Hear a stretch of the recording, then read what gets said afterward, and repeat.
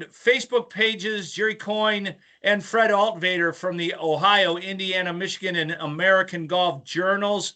Fred, I know when I heard the news about this being Liv's last year, I would have liked to seen you dance around in your underwear. Well, no, I'm not. I'm not that excited about it. I'm known for a couple years they're not going to make it. I mean, there's no way that the PIF. I don't care if they make $40 billion every quarter. Okay, 160 billion they make a year. Aramco makes, which is the Saudi-owned oil company. There's just no way they can continue to pour billions of dollars into something that's not showing a return. And the whole thing was just started as a sports washing thing to begin with, and an issue that Greg Norman had with the PGA Tour from 30 years ago. Yeah. So the whole thing was conceived incorrectly. It had people weren't watching it on TV. It just wasn't going to work. No, I mean they didn't have a business plan. If they had a business plan, they would have put in the league together and let the guys play on the tour while they set all these parameters up and got a TV contract. I mean, as you and I were talking, the guy that this seems to me that got the worst of any of it is David Faraday. Why he would jump into this league without a TV contract and just be there, talking to the guys on the fairways. I mean, obviously money talks. I mean, I guess this is what the one lesson you get out of this is you can buy just about anybody if you want. Well, the one thing I can get with Faraday is Faraday was so successful with what he'd been doing on NBC over the years, and then doing his one-man shows when he would go around to different towns and things, and even shows on Netflix. I mean, he was very successful with what he was doing. Why? And the only thing I can think of why he would leave that is because Greg Norman sold him a bill of goods. And Phil Mickelson said, "Hey, you're going to be the main guy here. You're going to be bigger, and you're going to be all international. You're going to be across the world, not just America." And it just didn't work out. I mean, nobody's watching on TV. They were on the CW network. Nobody watched there. They got to Fox. Nobody was watching there. They were watching. Their audience was 30,000 people. That's nothing. That's absolutely nothing. Oh, bull riding does better. Absolutely. It's I like bull. Hey, I like bull riding. So, I mean, there's a lot of reasons, why LIV just wasn't going to be successful. You were going to go ahead. What were you going to say? Well, you and I said it best. Yeah, there's no drama. They eliminated the drama in a lot of different instances with so much money. I mean, yeah, sure, you get an extra $5 million if you win the tournament, but yeah, I guess that means something to a lot of people. But with the way they have it as the shotgun, you don't even know who's contending with who and where to watch the leaderboards and the goofy scoring with the team crap. I mean, it's nutty, and it's not a surprise. I guess it'll create some intrigue on how some of these guys will get back. There's a story out today about Rahm being trapped in his contract, and it doesn't look like he might have some issues getting back on the PGA Tour. So, you're a business guy. I mean, you've owned your own business for several years. So would you feel comfortable if you only had one advertiser? No. No. And this is basically what the LIV, they went out there with one money source, the PIF fund. And they're pouring billions of dollars. They're up to almost $6 billion they've poured into this thing. And, sooner or later, I don't care what you're talking at, $1 billion here, $1 billion there, pretty soon you're talking about real money. And they're not going to stay in that forever doing that. And so when they pull the plug, it shouldn't be a surprise, guys. No, it's not. I don't know what's going to happen. Unfortunately, I didn't go to the season-ending event that they had at the Cardinal in Plymouth, Michigan. I really wanted to do that. Unfortunately, I had to go. Well, it wasn't unfortunate. I got to see my grandkids in Denver. It was just kind of worked out that way. But because I heard it was a great event. I was there. I went. I went one day. I was impressed. I really was impressed. Yeah. I talked bad about the LIV for years. And I'll at least go and see it when it's in my own backyard. So I did go.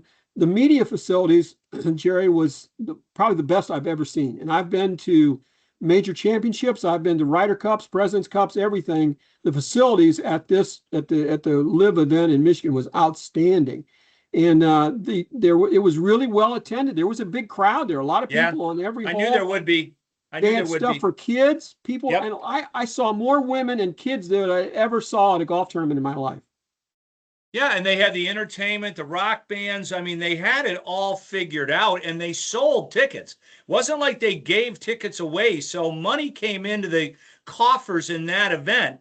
And you and I were talking about Australia. The events in Australia were greatly dynamite. attended. Yeah. Yeah, no, but you can't match, the gate for 3 days or 4 days at $40 a ticket, compared to TV contracts that the PGA Tour is booking on all the major networks. It's just it'll end up being a cosmic joke in the golf legacy or the sports legacy business. People go, they will compare it to like the Lusitania. Oh, these guys are the next Live. This is never going to work, right? Yeah. So, yeah. And you touched on it earlier. They just failed to bring the drama. Yeah. And that's, I mean, that with the shotgun start, the leaderboards were hard to follow. And really the strength, the biggest factor of the PGA Tour is the pressure on one individual standing on the 18th tee, trying to find a fairway, trying to make a par to win by one stroke. How many times do we see it? The guy makes a bogey, it's tied, goes to playoff, or he makes a double even and loses the tournament. That's what people want to see. And Liv never was able to deliver that. The other factor is that they gave him so much money up front that the win didn't mean anything. If they didn't win, big deal. I still got a big payday. It's just I got money in my pocket. I'm okay. They did a couple of cool things that, unfortunately, the PGA will not adapt, like flying people to these events and the bringing the game internationally. They did a pretty decent job at doing that. Yep. And paying the caddies.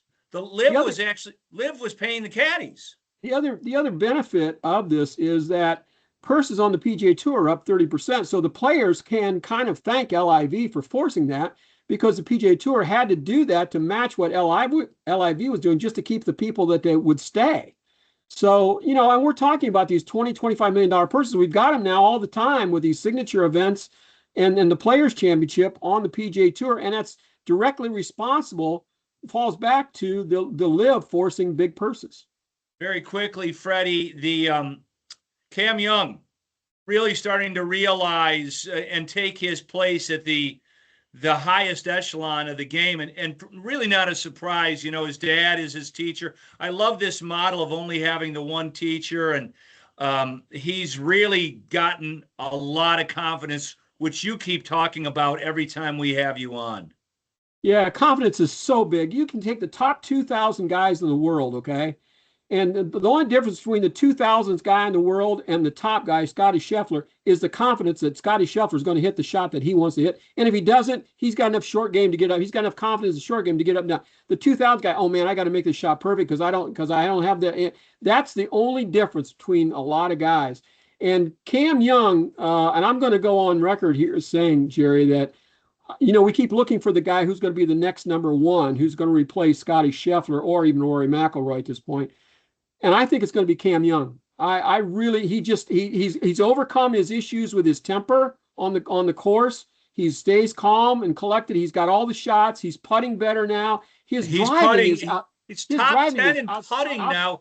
And that's the problem with Scheffler. Scheffler's putting has really rolled back downhill in 2026. Well, he just has such bad rounds the first 2 days of the week. But on the weekends he plays lights out, but he's killing himself on Thursday and Friday. Killing himself, he still makes runner-up, right? Yeah. All right, Fredo, we'll see you soon on the Back Nine Report. Take care, man. Good to see you. Back after these words from our fine partners on Finding Fairways on Up North Sports Radio. Finding Fairways here on Up North Sports Radio. I am joined by Matt Phipps, head golf professional at Wild Bluffs at Bay Mills Resort and Casino. And People got to really be getting the itch now, Matt, with all the snow gone. And I'm sure people are, is the range even open? You got people hitting balls yet?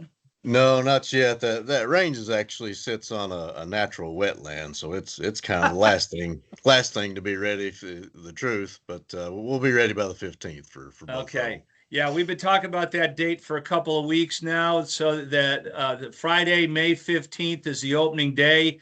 You're already accepting tee times for that, and then you've got that cool 2-man scramble the following day. Yep. Day after we open, Saturday. I'm sure you're getting some players for that. If Yep. any of my viewers or listeners want to be involved, how do they do it? Just give us a shout at the golf shop, 906-248-5860. And then let's talk about, because I had a couple people after they heard the show ask me about the Solo Cup. Oh yeah, Yeah. Well, good. Yeah, that's a new event we're trying. A one person scramble, 1-man scramble, 1-woman scramble. Whatever it turns out to be. There, we'll have a ladies division as well. But yeah, it'll be 27 holes. We'll play 18 holes. We'll stop. We'll have some lunch and flight everybody, and then go have a 9-hole shootout for the winners there. So. How do you envision it going out? Like a foursome, each one playing their own scramble? Threesomes or foursomes, right? Probably thinking threesomes for that. Yeah. With everybody hitting 2 balls, that's essentially a sixsome, if everybody's Yeah, hitting exactly. 2 shots each time. So just so, we're not out there for too awful long. I'm thinking threesomes is probably how we'll pair them up there. Yeah, I kind of thought the same thing, but because, obviously you got to keep people a little honest, or somebody's going to come in at, 24 under. Yeah, absolutely. Yeah, it's gonna be interesting though. We'll sell mulligans for that event too. So not only we have 2 balls, but you'll get an extra one there if you buy the little mulligan package. So it'll be. I'm very curious. I'm very curious to see the scores myself. I have no idea what I'll shoot myself. It's yeah, no, I like I said, I had a couple of people go, wow, I know that somebody down here will ape that event sometime later this year. I guarantee it. And when do you have that scheduled for? That is, we originally had in August. I ended up moving it back to July 18th there, so that we could do a full day and do the 27 holes there. Yeah, that's one of the longest days of the year. So yeah, they're going to be out there on that golf course for a while. So it's all available. Give the phone number one more time, Matt. 906-248-5860. And of course, on Bay Mills Golf and Bay Mills Resorts website, the Wild Bluffs tab. Matt, counting down the days to get up there and play some golf with you. Yep, counting down to see everybody. All right.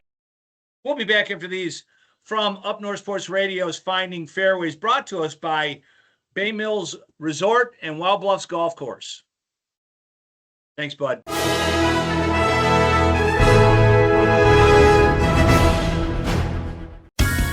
Quit wasting time putting around and meet us at Wild Bluff Golf Course in Brimley, Michigan.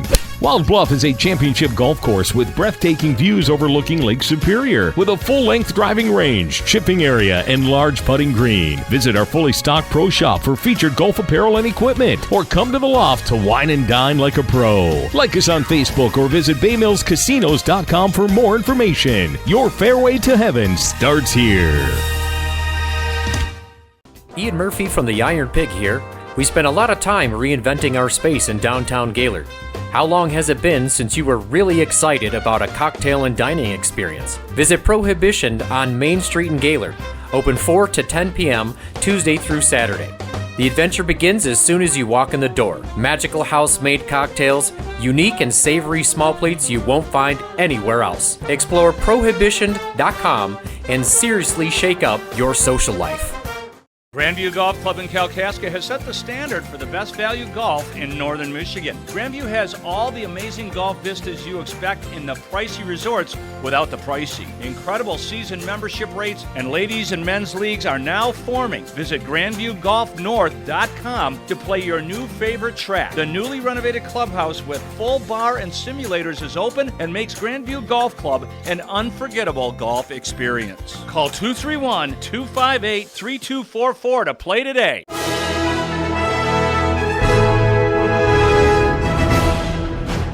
here on Up North Sports Radio 101.1 WGRY, brought to us by Boyne Golf.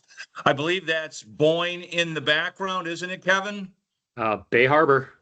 There you go. Doesn't get any better than that. My original co-host, Kevin Frisch, joining me, unfortunately not at Bay Harbor, but the picture is lovely. The picture is lovely. The picture is what we're going to be seeing well, hopefully within next month, maybe in the next month. It's little cold spring we've got going on here right now. Not making golf very easy. We're going to talk to Ken Griffin here later on in the show. I believe the rest of the course is open this week. So even though it's a little chilly, as long as it's sunny and you got a sweater like a beautiful Cypress Point hoodie, then it's always good time to play any of the courses at Boyne. Hey, I'm a cold weather player. As long as it's above 48 and not blowing 20 miles per hour. Got to be above 50 and not super windy. I agree. Right. Yep. So Fred Altvater was on earlier. I wanted to get your take on what appears to be the complete demise of LIV in what is this year 3 or 4? This is year 4, right? I think it's year 4. I think it's been inevitable. I mean, as long as, they could never get TV ratings up. They could never get, they could never get any traction on TV. And the bottom line is, and I know they're talking about now, it sounds like the statement coming out of there is we're looking for new investors because, the PIF is not going to fund it anymore. Right. But who's going to invest in a product where you can't get any viewership? So it's a spin, I think, that they're putting on it. Well, they have done a better job than I anticipated at the live events.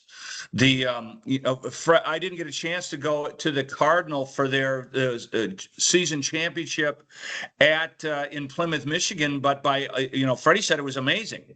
Can't take anything away from them there. The live events, on-site events are fantastic. But when you're talking about, $30 million purses in trying to find investors to invest in that, you need viewership. You need eyeballs. And they're not getting eyeballs, and they're not going to get eyeballs. So I think what's coming out of their camp right now, I think, is just a lot of spinning. And I think it's inevitable that at some point the plug's going to get pulled. Yeah. There's, the other thing that's kind of weird is some of the drama about individual players and will they have a pathway back to the PGA Tour. I'm not so sure about that. I mean, inevitably they will, or they'll have to earn their way back on. And they're going to send Cameron Smith back to Q school. I have an opinion on that. And Brian Rolab is he's the new CEO. He is the man in charge. Yep. I think that Bryson DeChambeau, Cam Smith, there's we're only talking about 4 or 5 players. Well, maybe more than that. Maybe more than that, but 4 or 5 players that really matter to viewership on the PGA Tour. That move the needle, absolutely. That move the needle. Yeah. And if I'm Brian Rolap, and I'm probably going to get backlash for this, they're in. If their contract is up with LIV, they have no contract, and I think they should be, maybe not elevated events, but they should be in for PGA Tour events, for any sponsor exemptions that want to give them to them, anything like that. I've always looked at this as, we can go back. We're not going to spend time on the whole PR, the negative PR spin that the tour was putting on this, which I think backfired. To me, this was always about a business decision. And I always equated it to, if Dell Computer was going to go poach the 5 best programmers at Mac, and they're going to pay them, $10 million each, and those programmers got up and left, and the other programmers are all upset because, they didn't get the deal or whatever, and Dell folds 5 years later, and Mac says, we want you back. Should they have to go through some process? I mean, to me, this was a business decision. Well, the pathway's already been created with Koepka bought his way back into his PGA Tour membership. They did not allow him into the elevated events. In fact, he couldn't even get sponsors exemptions into elevated events. Yeah. That's why he's playing some of the lower tier ones. He wants to get a win and get everything back to normal. So he's playing in the opposite. He's playing in the next opposite field event off of a signature event Right. that's upcoming. Right. And so I you're probably right. The weird thing is, and I haven't dug completely into it, I don't know if you have too, is that there's a lot of smoke about what Rahm is doing. I think Rahm's got to go back to the DP tour, and they just changed a little bit of that. That's what happened to Captain America. Yeah, so I guess he's got everything figured out. They've come to some agreement. He's going to play some DP World Tour stuff. The big thing for Rahm now is he's going to be a Ryder Cup player. Yeah. And that doesn't bode well for us. But anyways. No, it doesn't bode well for us. But yeah, there's going to be a path for him. But again, I go back to, this is a new era of the PGA Tour. Brian Rolapp is running the business. I know the players have the seat at the table. They control and everything, but just let it all go and let these 3 or 4 guys, that move the needle, let them back in. People want to watch them play. They don't want to watch them play at the John Deere Classic. They want to watch them play against Rory McIlroy and the best in Scotty Scheffler. But the John Deere Classic would love to have Cameron Smith and Bryson DeChambeau. I mean, that would be, just think about it, that'd be the best ratings they've had ever.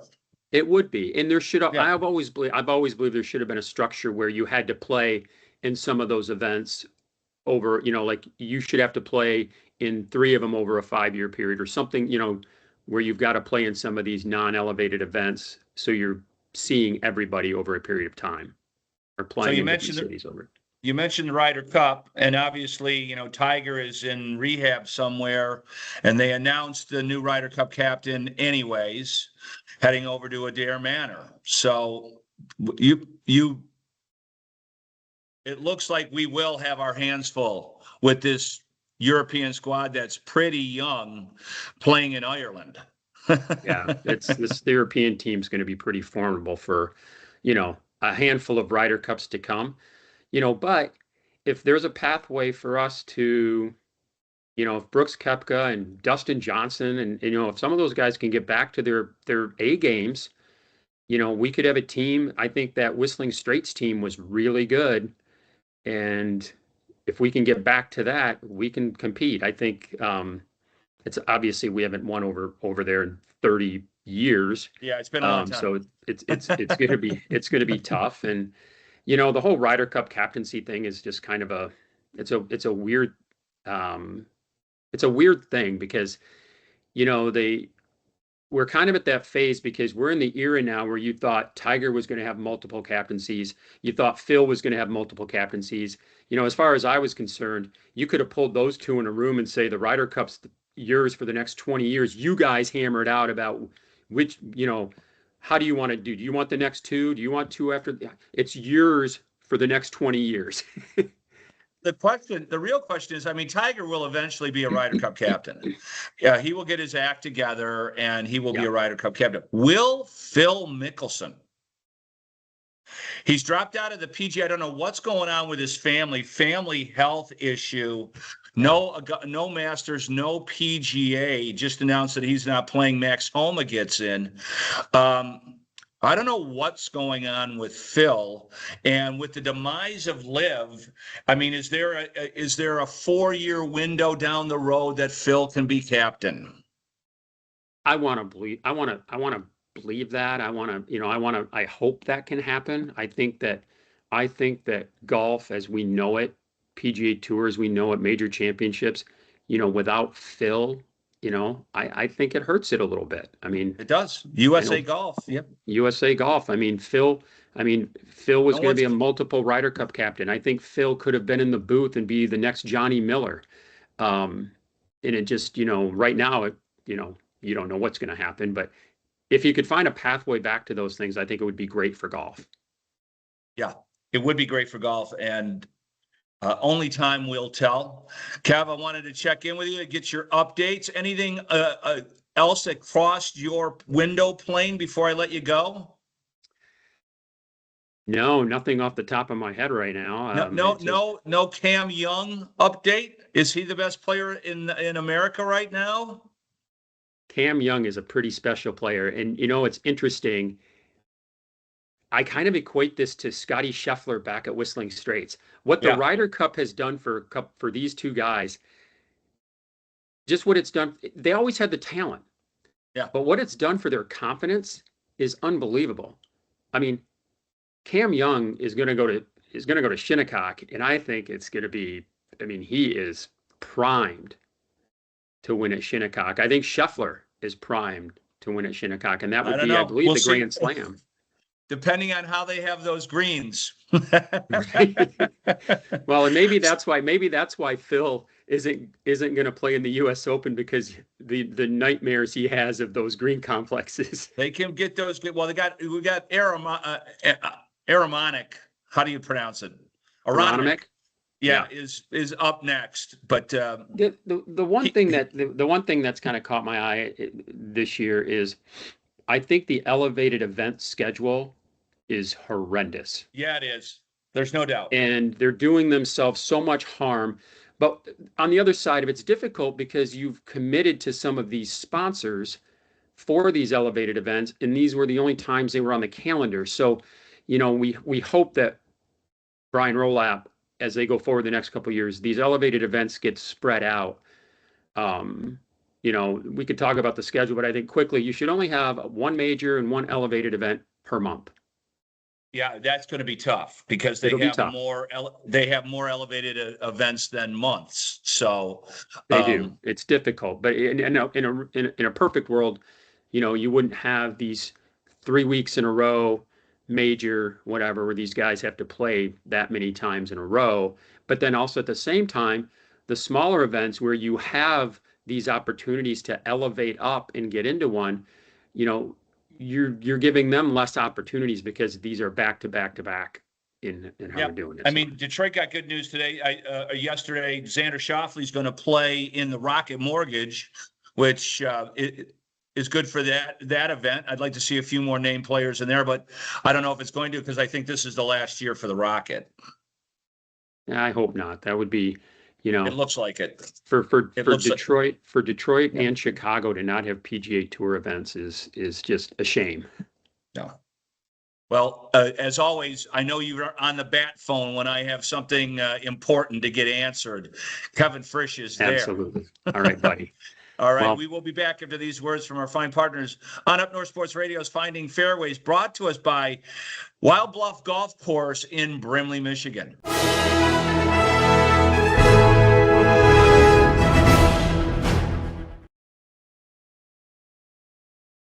Back after these words from our fine partners on Finding Fairways on Up North Sports Radio.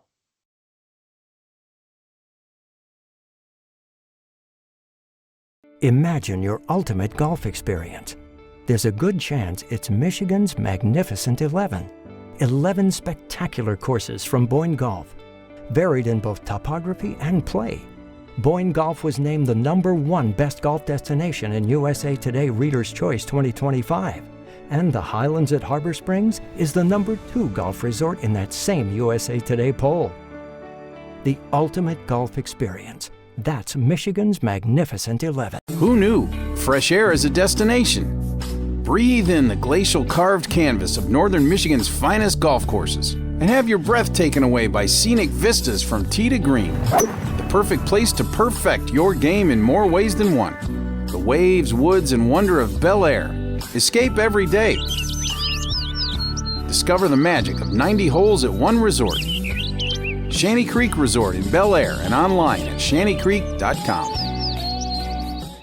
Twin Birch Golf Club in Kalkaska is preparing for a spectacular golf season, and you should too. The Twin Birch Clubhouse restaurant has quickly become a local favorite, with a lunch, dinner, and weekend brunch menu full of classic favorites, made with the freshest ingredients. See all the affordable membership options at twinbirchgolf.com, or save even more when you purchase Twin Birch Golf at qdealsmi.com. qdealsmi.com. See one of Northern Michigan's greatest golf values at twinbirchgolf.com.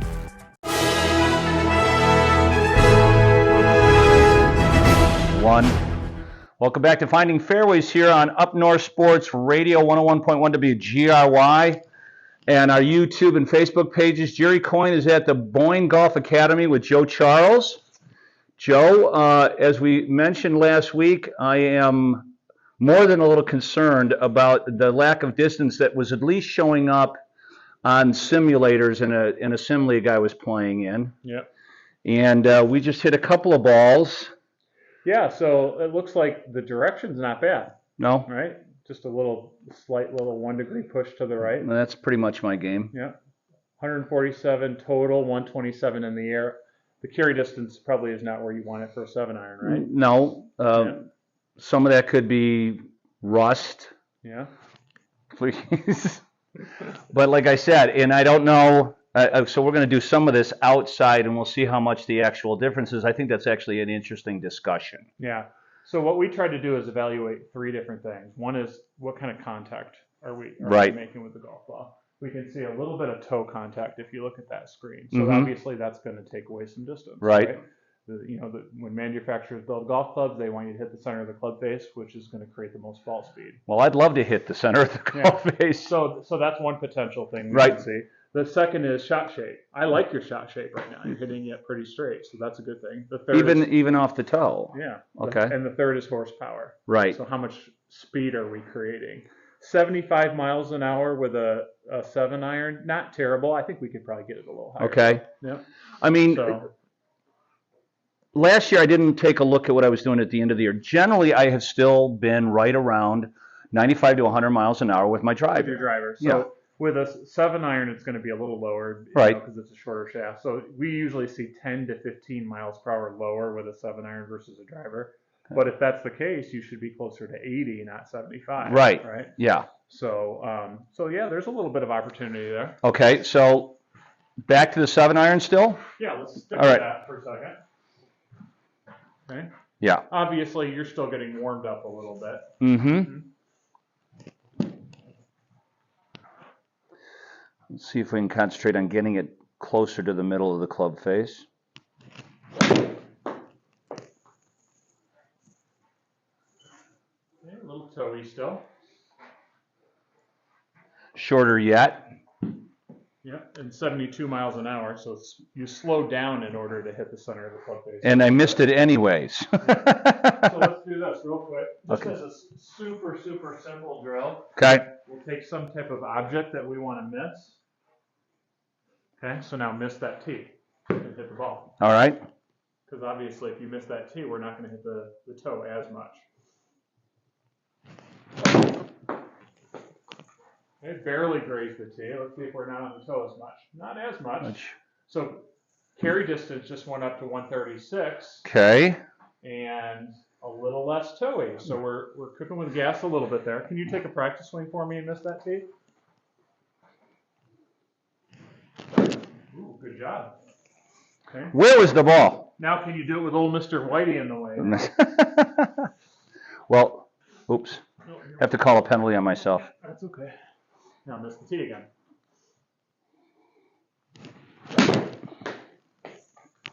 Still feels like I'm not accelerating through the ball.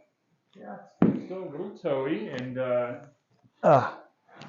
73 miles an hour. Yeah. Well, like you said, we got to try to get up to 80, right? So there's 2 different ways we can create more speed. Yes, sir. You're all ears. Right? Yeah. Okay.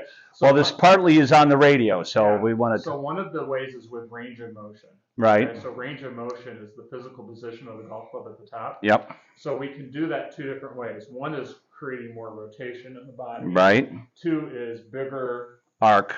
with our arms. So Well, you and I have some arc we should be able to play with, right? yeah, so if I were to physically put you in a position, I'm going to put the mic down. Okay. So go ahead and get in there. So this may feel a little tight, but that's okay. So let's bring it back again. We're just going to go to the top and stop. So now you're releasing that knee a little bit and turning a little bit more. Okay. You probably feel pull in your thoracic cavity right here, and it feels like your arms are reaching back a little bit. Okay. Okay. So you're coiling more, and you're feeling your arms go around your body a bit more right now. All right, let's see if we can do that. Okay, even though you hit the tee there, the ball speed just jumped up. So right away, that's your longest of the day. We go up to now. All right. 78 miles an hour. We just carried it 147, 154. And a little bit of a draw. And a little draw. Interesting. And look at how much closer the ball was to the center. Base. Yeah. Yeah. You're a genius. Yeah. So that's a double whammy. We're coiling more, rotating more, but then you're feeling that kind of, it feels like you're reaching back with your arms a bit more. Right. But that's still coming through the ball is going to generate more speed because your club face and your hands are farther away from the ball. Yeah. Right? Yeah. Okay. More coil. All right. So I like that shot. I bet we could carry 155 if you really hit that center of the base. All right. I will endeavor to do it. Here's Mr. T. I think that's still good to try to miss. Yeah, I think so. Snuggle that up just a little here. Hey, you're just adding pressure. He's moving the ball closer to the tee, folks. We can't make it too easy for you. Okay, so let's go to the top and stop again. So all right. Go ahead and get in there. Yeah, and then it's going to feel softness. You feel how you're allowing that to get around a little bit. Okay, so I'm thinking John Daly at the very top. Yeah.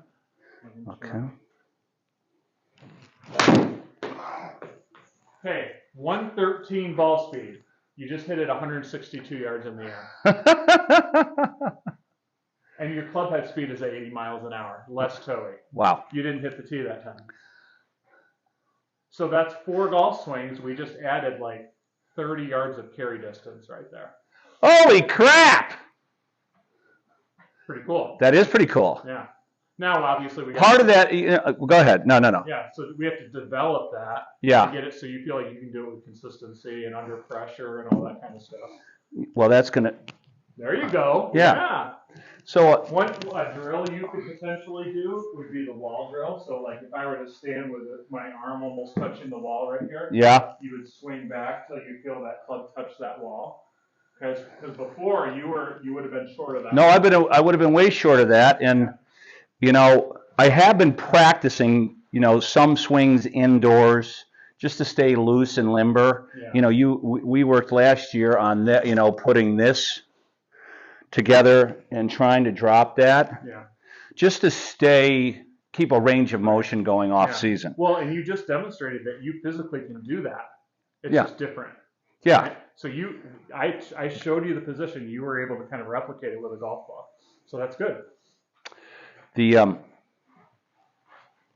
Just checking the time here.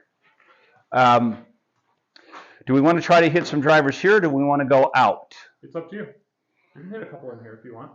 No, let's do it outside. Do it outside? I mean, even now, like we talked about last week, I feel confinement because we are so tall that it's you still feel like a little bit like, I don't want to hit the roof. Now, I know you probably can't hit it. Yeah, can't hit it. But it's still the whole tiny thing in the back of your brain. Yeah. Okay, let's do some drivers outside. Okay, when we return here on Up North Sports Radio is Finding Fairways. Joe Charles at the Boyne Golf Academy. We'll go outdoors, see if we can ramp up some of the speed on the TrackMan range here. Back after these, brought to us by our good friends at BoyneGolf.com. All right, good. All right, we are joined by Ken Griffin here at the Boyne Golf Academy and Country Club of Boyne. Country Club of Boyne, yeah. Right. It's magnificent and a great way to start off the golf season in person. Ken, great to see you here. You too. It's great to do this in person and not be on a Zoom call anymore. And it's great. We opened 4 courses last weekend. Yep. We've got all 6 championship courses remaining, the 3 at Bay Harbor and the Arthur Hills here and the Heather here and the down at Boyne Mountain are all going to open up this weekend. Right. We're still a little behind with Dunebray. It's on a ski slope. Yep. Most of the snow is gone, but not quite all of it's gone yet. But the greenskeeping staff is working really hard to get that one ready to go too. Was there enough snow to pull off the Hemlock? Well, the Hemlock Open was outstanding. Okay, last weekend at Boyne Mountain, we had spectacular weather in the morning. In fact, all day Saturday was spectacular. Sunday was pretty good. But on Saturday for the Hemlock Open, we had 92 competitors, okay, 46 teams that took 2 ski runs in the morning and then played a 9-hole scramble in the afternoon. And 2 brothers from Oakland County, Brandon and Justin Jansen, actually won it.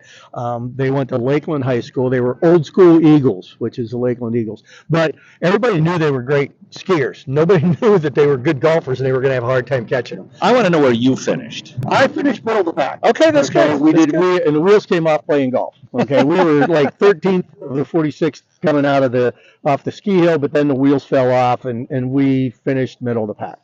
Well, you know, not finishing middle of the pack is Boyne Golf, the Highlands, all the acclaim that you've gotten once again. Yeah, no, again, we're humbled anytime these awards, but, you know, the number 3 golf resort in the United States this past spring by the USA Today Readers' Choice Awards. You know, great company in that top 10 list. Just to name a few would be like Innisbrook and Bandon's. Yep. And Big Cedar. Whistling Straits was in there. Whistling Straits was in there. So, I mean, what a great, just to be put into the top 10 of there, but to be 3 overall is great. You know, no surprise, bookings are ahead of last year. So if you're looking to get something, go ahead and get those tee times and or golf packages. You want weekends, they got to go now. Well, and they don't have to go now. If they can't find the weekend they want this year, they can actually get 27 because this week we just opened up 2027 for booking too. So if you're willing to plan ahead and you can't find what you want, or if you have a really big group that we don't have room for you,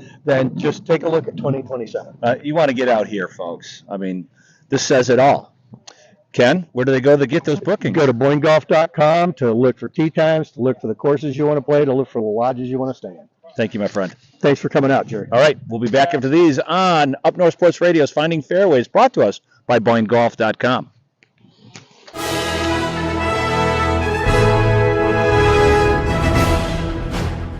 Imagine your ultimate golf experience. There's a good chance it's Michigan's Magnificent 11. 11 spectacular courses from Boyne Golf, varied in both topography and play. Boyne Golf was named the #1 best golf destination in USA Today Readers' Choice 2025. And the Highlands at Harbor Springs is the #2 golf resort in that same USA Today poll. The ultimate golf experience. That's Michigan's Magnificent 11. Ian Murphy from the Iron Pig here. We spent a lot of time reinventing our space in downtown Gaylord. How long has it been since you were really excited about a cocktail and dining experience? Visit Prohibition on Main Street in Gaylord. Open 4 to 10 p.m. Tuesday through Saturday. The adventure begins as soon as you walk in the door. Magical house-made cocktails, unique and savory small plates you won't find anywhere else. Explore Prohibition.com and seriously shake up your social life. Grandview Golf Club in Kalkaska has set the standard for the best value golf in northern Michigan. Grandview has all the amazing golf vistas you expect in the pricey resorts without the pricey. Incredible season membership rates and ladies and men's leagues are now forming. Visit GrandviewGolfNorth.com to play your new favorite track. The newly renovated clubhouse with full bar and simulators is open and makes Grandview Golf Club an unforgettable golf experience. Call 231-258-3244 to play today.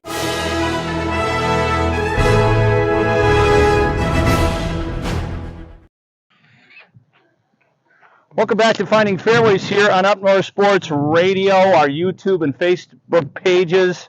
I'm back again with Joe Charles at the Boyne Golf Academy out on the TrackMan range. I mean, this has got to be so great to come out here every day, Joe. Well, it's so nice because we have so many different targets. Yeah. We have different tee areas that you can hit that are basically 360 degrees out here. Yeah. So like today's a little gusty. Depending on the wind direction, I can put a player where I want them based on what we're working on and stuff like that. You got a short range area over here. I mean, it's just... Yeah, it's fantastic. It is fantastic. Yeah. And plus it has the advantage of having TrackMan, which... You got it put together on your phone here. Yeah. Okay. Yeah. So we're going to get some data from some of the shots that you're hitting. Okay. Does it ever pop up and just say quit the game? Okay. All right. Full coil, softness in the arms.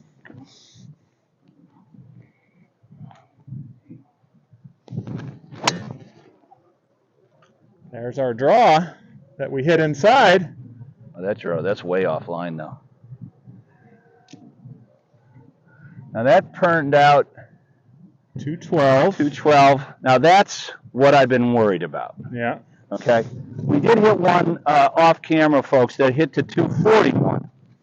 I'd like to get back to the 250 range, which is... Welcome back to Finding Fairways here on Up North Sports Radio 101.1 WGRY, our YouTube and Facebook pages. Continuing our session with Joe Charles from the Boyne Golf Academy. Unfortunately, Joe and I had, we had a little wind issue, blew our camera down, and when Joe and I figured out how to set it back up, in some fashion, we muted what we filmed, which I always strip out and put on the radio. So after viewing the video, Joe and I are going to discuss a little bit about what we tried to accomplish to get some length back in my swing. So you were putting me in position, physically moving me, getting my arm back farther up over my head and getting my left heel off the ground, which I haven't done in a long time. You know, when we were all kids, we swung that way because that's what Jack did. Right. Yeah, Jack, you look at his lower body, and this was kind of more the style of swinging back then, but if you look at specifically his lower body, his legs were like tree trunks. Oh, yeah. Super wide hips, and that's one of the ways he hit the ball farther than most players back in his day. Mm-hmm. But because of that, he had, I would kind of describe him a little bit like John Rahm. Kind of a similar build when they were at the height of their careers. Uh-huh. And, John obviously is known for having a short golf swing, but Jack would probably have the same looking backswing if he wouldn't have rotated his hips more. And, one of the ways he was able to do that was to release that left foot, get that left heel, kind of coming off the ground a little bit, which is totally fine. It's kind of a misconception. You think you have to keep your feet flat on the ground. You have to keep your legs quiet or stable. And we actually don't agree with that. We want to increase that range of motion as much as possible, which I think for you is going to be beneficial in the long run. Yeah, there's a couple of schools that thought like maybe 10, 15 years ago, that's the way everybody was being taught. You want to have that left heel planted on the ground and try to push off of it to get back onto your right side, but maybe it has something to do with the fact how Scheffler moves his feet around or whatever. But that it seems like swing theories come and go, Joe. Absolutely, just like anything, there's kind of trends. Yeah. On what we notice, and I think I mentioned it in our segment on our last episode that we did. We're less concerned with making pretty golf swings these days, and more concerned with what the golf ball's doing. And for you, your main goal is to hit the golf ball farther. So if we can kind of increase that range of motion, get those hips rotating a little bit better, maybe get the club in a different position at the top, we're going to be able to create a little bit more club head speed. While watching this video, I was left, right with the swings that we did, taking the club farther back, and you reassured me that it'll get more stable the more I do it. Yeah, whenever you change something, especially like in the backswing, for example, you're essentially starting your downswing from a completely different position. Yeah. So your hands don't quite know how to find the golf ball initially.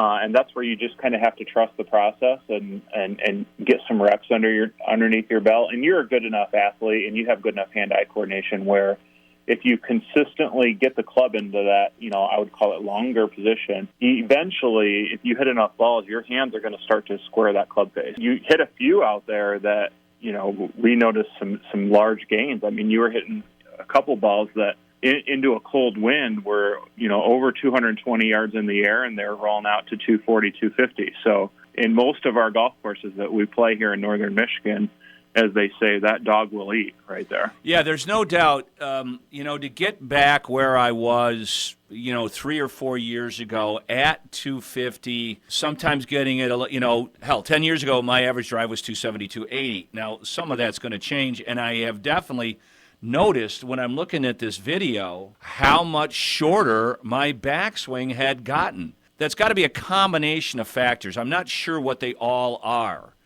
Some of it is definitely age. But I'm still pretty flexible. And when we went through all of this, the couple of drills that you talked about, and you can, in segment 1, you showed it a little bit about standing up against the wall, putting your hand against the wall, getting that distance so you can take the club back and have the club head make it to the wall. Yeah, that's one of those things where, there's a difference between feel and real, right? Right. So you need to have little things that you do like that give you feedback and kind of let you know, because you can't see what you're doing while you're doing it. So you do little drills like that put are going to put you into a better position, and then you can feel it over time and continue to practice that motion. And then, hopefully we can be able to carry that, outside hitting golf balls.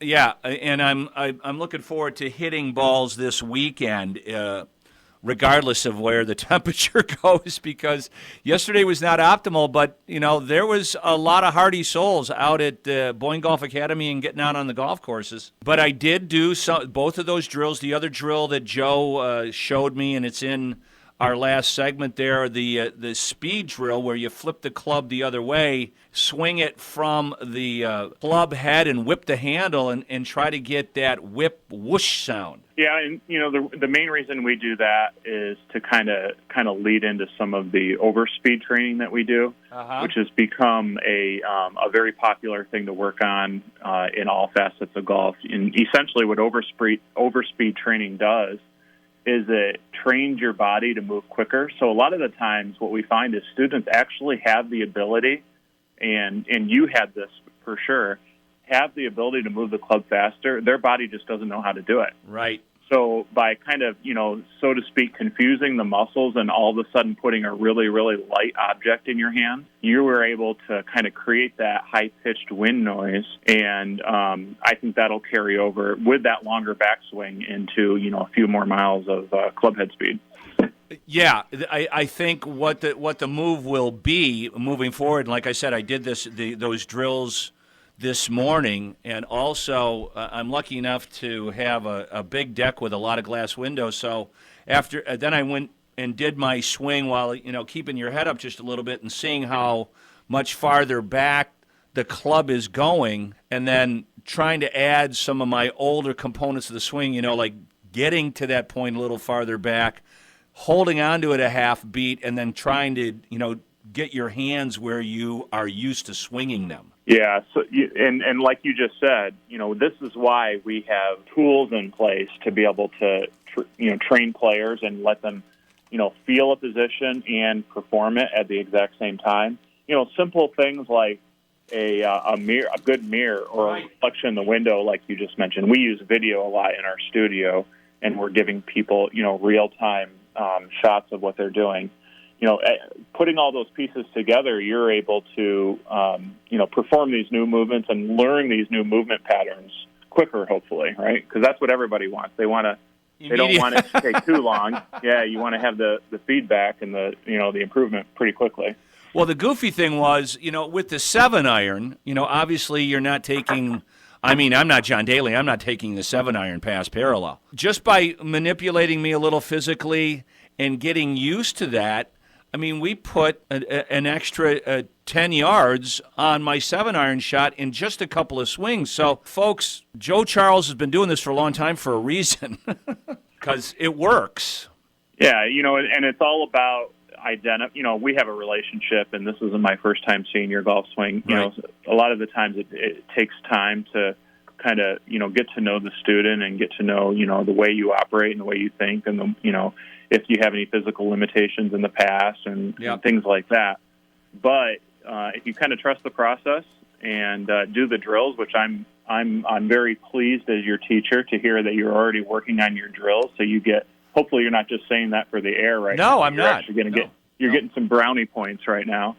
That stuff really will make a difference if you, kind of commit to it. It's important to me to stay competitive. Even though I don't, I'd love to play way more golf than I do. Having a golf radio show doesn't really allow it. You think it would.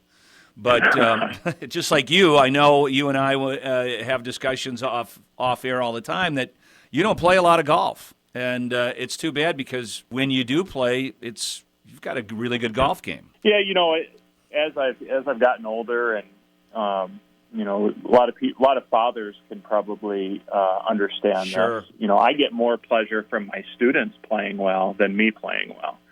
The way I say it is I've played my good golf in my life, and I still enjoy playing good golf. But gosh, when I have some juniors that are in the middle of high school golf right now, and Right. I'll get a text message from them, and they say, I did this in my tournament, or I did this, or I go and watch them at one of our events at the Highlands, and seeing them play good golf is very, very rewarding. Yeah, I want to stay relevant to the other guys I play with. Frisch is younger than me. He's a better player than I am. But the one thing I always was able to do until a couple years ago was hit it as far off the tee as he can. And last year, that was embarrassingly bad. It's not all about just distance. The ultimate goal is to get the ball in the hole as fast as you can. But it's a hell of a lot easier to do so when you've got a 7-iron going into a green as opposed to a 4-iron or a hybrid. Well, I played with Kevin Frisch last year, and I can tell you that you definitely have the horsepower to be able to hit it as far as he does.